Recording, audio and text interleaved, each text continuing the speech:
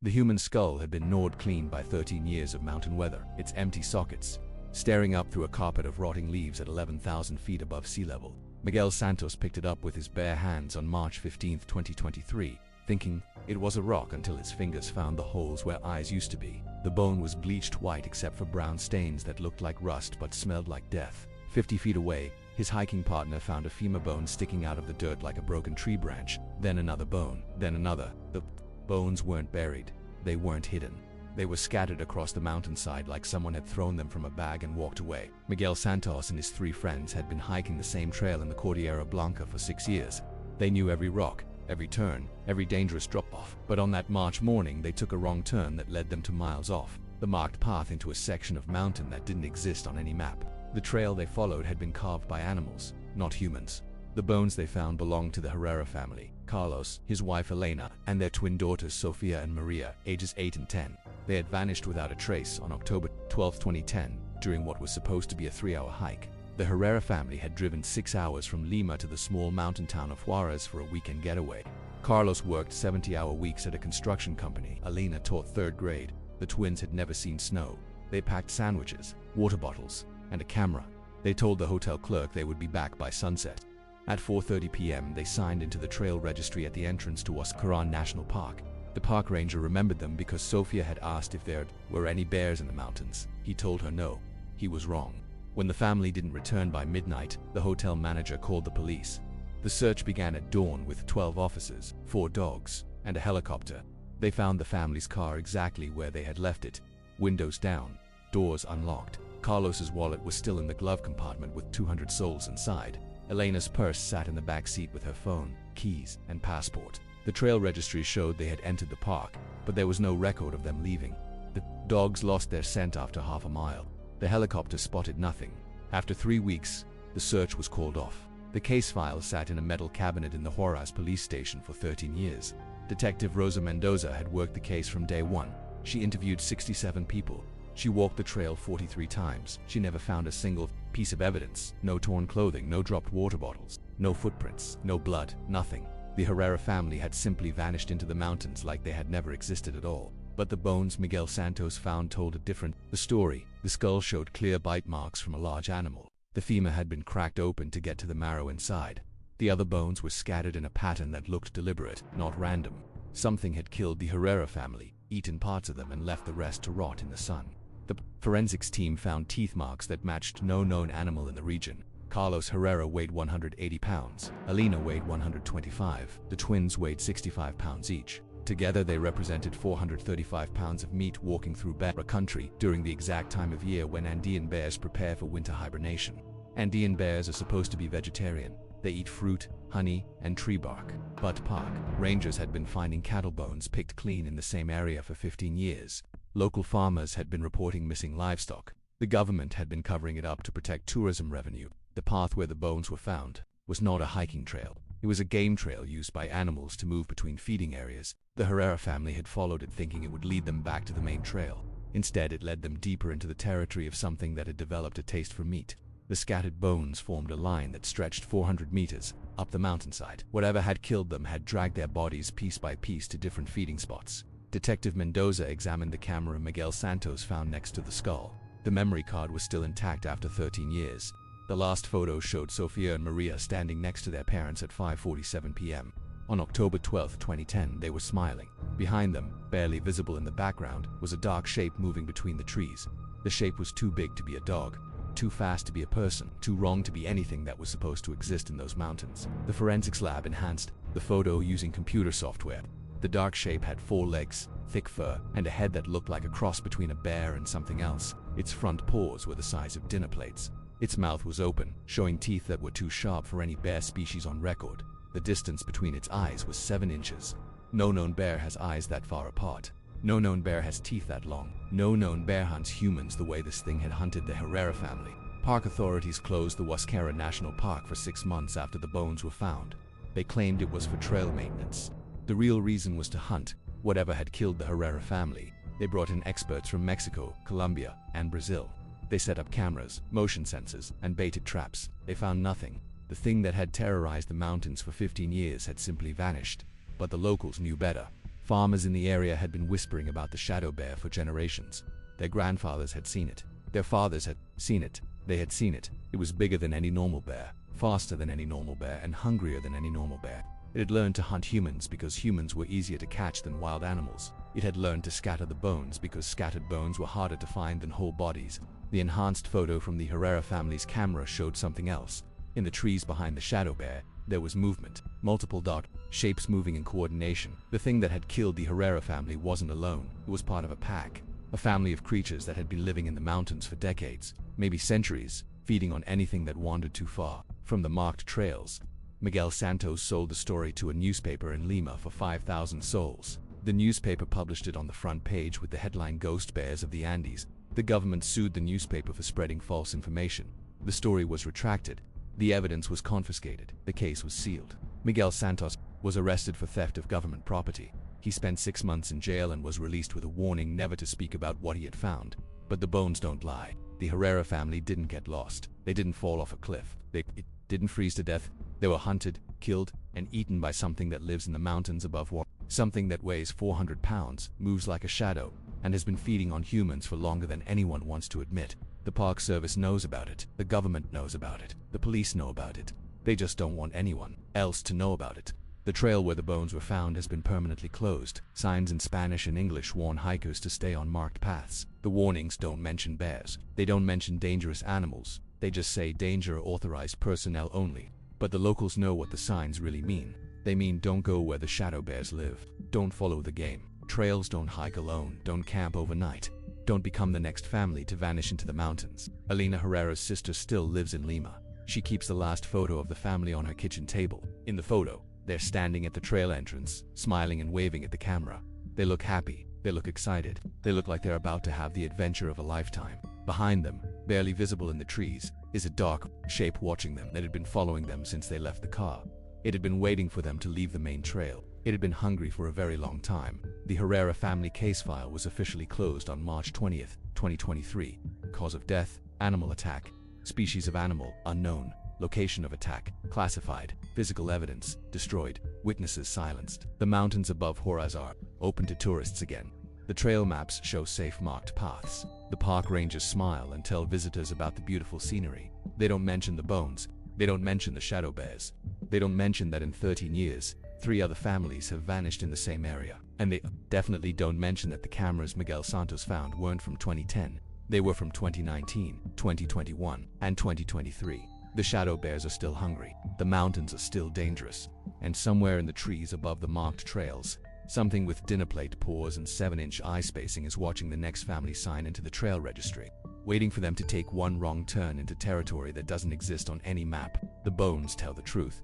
The rest is just paperwork. Miguel Santos never slept through the night again after touching that skull. Every time he closed his eyes, he saw the brown stains on the bone and smelled the death that had soaked into his fingernails. He scrubbed his hands with bleach for 3 hours that night, but the smell stayed. His wife made him sleep in the garage for a week. She said he smelled like a cemetery. She was right. Death has a smell that soap can't wash away. And Miguel had absorbed 13 years of it in the 30 seconds he held Carlos Herrera's skull. The forensics team found more than just bones on that mountainside. They found Carlos's wedding ring fused to a piece of finger bone. They found Elena's dental fillings scattered like tiny silver coins. They found Sophia's pink hair tie wrapped around a piece of vertebrae. They found Maria's school ID card, laminated and intact, buried under 6 inches of soil that had been packed down by something heavy walking over it repeatedly. The shadow bears had been using the Herrera family's remains as territory markers for 13 years. Detective Rosa Mendoza had nightmares about the enhanced photo for 6 months after the case was closed. The dark shape in the trees wasn't just watching the family, it was studying them. The computer enhancement showed eyes that tracked left and right, following the movement of the twins as they posed for pictures. The thing had intelligence. It had patience. It had learned to hunt humans the way other predators hunt deer. It waited for the right moment, the right location, the right victims. The bite marks on Carlos's skull told a story that kept forensics experts awake at night. The teeth that made those marks were 4 inches long and curved like sabers. They had punched through the skull from the top, indicating the attack came from above. Carlos had been looking up when he died. The shadow bear had dropped from a tree branch 20 feet off the ground, landing on him with the force of a falling piano. His skull cracked like an eggshell. He was dead before he hit the ground. Elena's bones showed defensive wounds on both arms. She had fought back, The fractures in her forearms matched the grip strength of something that could squeeze with 2,000 pounds of pressure per square inch. A grizzly bear can bite with 1,200 pounds of pressure. The shadow bear that killed Alina Herrera was stronger than any bear species on Earth. It had grabbed her arms and crushed the bones like twigs while she screamed for her daughters to run. But the twins never ran. Their bones were found together, intertwined like they had been holding hands when they died. Sophia's skull showed no trauma. Maria's skull showed no trauma. They had died from something else. The forensics team found traces of a paralytic venom in their bone marrow. The shadow bear had injected them with something that kept them alive but unable to move. It had saved them for last. It had wanted fresh meat. The venom analysis revealed something that made the forensics team question everything they knew about biology. The chemical compound matched no known animal toxin. It was closest to the venom of a furulent snake, but modified somehow. Enhanced, concentrated, the shadow bear had evolved to produce venom that could paralyze human child in seconds. It had become the perfect predator through decades of hunting humans. Park ranger Carlos Vega had been working Huascarán National Park for 23 years. He had seen the shadow bear 4 times. The first time was in 1998, when he was just 22 years old. He had been checking trail markers alone at dawn when he saw it, drinking from a stream. It was 8 feet tall when it stood on its hind legs. Its fur was black with silver stripes. Its eyes were yellow like a cat's. It looked at him for 30 seconds, then walked away. He never reported it. He knew nobody would believe him. The second time Carlos saw the shadow bear was in 2003. A family of German tourists had been reported missing. He was searching for them when he found their campsite destroyed. The tent was shredded. The sleeping bags were soaked with blood. The cookware was scattered across a 100-yard radius. In the center of the destruction, the shadow bear sat on its haunches, eating something from a small blue backpack. When it saw Carlos, it stood up slowly, still chewing. It was holding a child's hiking boot in its front paw. It dropped the boot and vanished into the trees. The third time was in 2007. Carlos was tracking a group of university students who had gone off trail. He found them, or what was left of them, in a cave 200 feet up a cliff face. The cave floor was covered with bones, from dozens of different victims, human bones, animal bones, bones that had been there for years. The shadow bear had been using the cave as a feeding den. It had been dragging victims up the cliff face to eat them in private. The students' bodies were arranged in a circle, like they had been part of some ritual. The fourth time Carlos saw the shadow bear was the day before he retired in 2021. He was walking the same trail where the Herrera family had vanished 11 years earlier. The shadow bear was waiting for him. It stood in the middle of the path, blocking his way. It was bigger than before. Heavier, its fur was grayer. Its eyes were darker. It looked old. It looked tired. It looked like it had been hunting humans for so long that it had forgotten how to be wild. They stared at each other for 5 minutes. Then the shadow bear turned and walked away. Carlos never went back to that trail again. The government files on the shadow bear dated back to 1956. A mining crew had reported seeing a giant bear attacking their camp. 3 miners were killed. The bodies were never found. The mining company was paid to keep quiet. The story was buried. Over the next 60 years, there were 47 separate sightings, 23 confirmed kills, 19 missing persons cases, all of them classified, all of them covered up, all of them forgotten. The pattern was always the same. The shadow bear targeted families with children. It avoided single hikers. It avoided large groups. It preferred victims who were tired, lost, or separated from help. It hunted during the late afternoon when shadows were longest. It attacked from above, using trees and rock formations for cover. It paralyzed children with venom and killed adults with brute force. It scattered the bones to confuse search teams. It had learned to be the perfect killer through decades of practice. Dr. Maria Santos, a biologist from the University of Lima, studied the shadow bear evidence for 8 months. Before the government shut down her research, she concluded that the creature was a hybrid species, part Andean bear, part something else. The venom glands suggested reptilian DNA.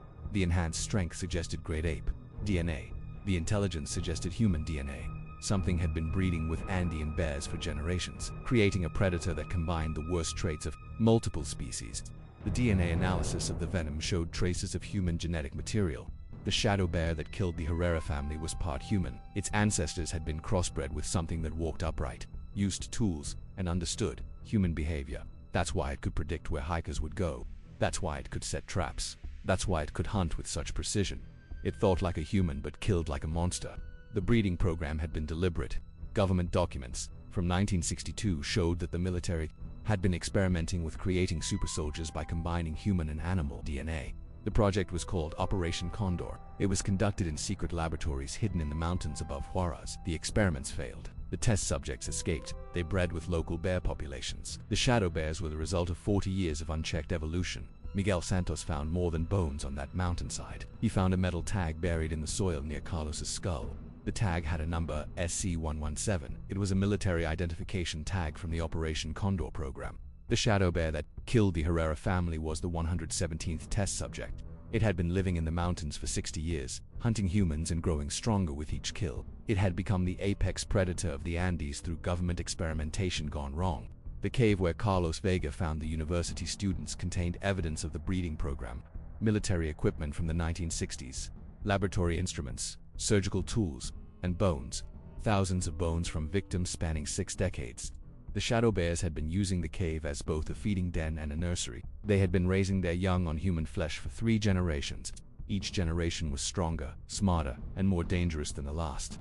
The current population of shadow bears in the Cordillera Blanca is estimated at 12 individuals, 4 adults, 6 juveniles, and 2 cubs. They control a territory of 200 square kilometers around Huascaran National Park.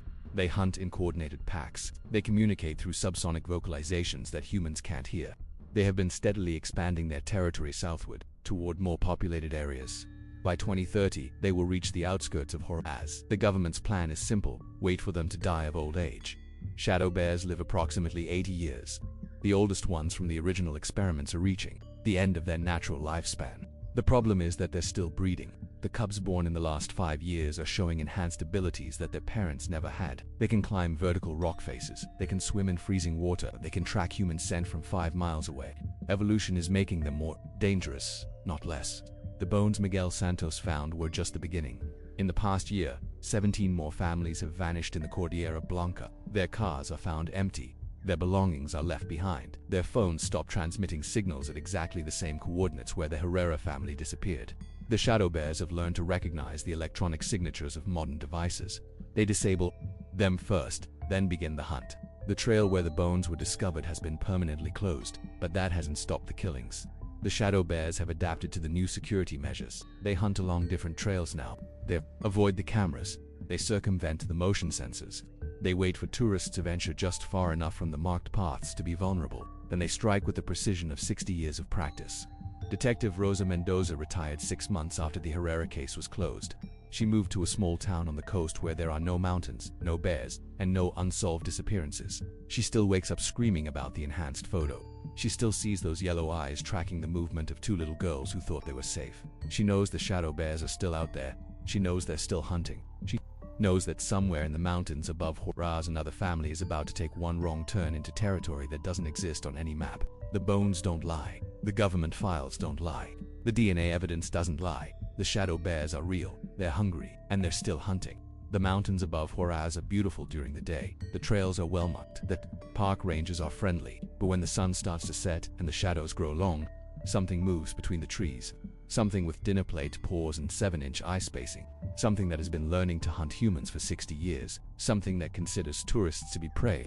The bones tell the truth. The rest is just paperwork.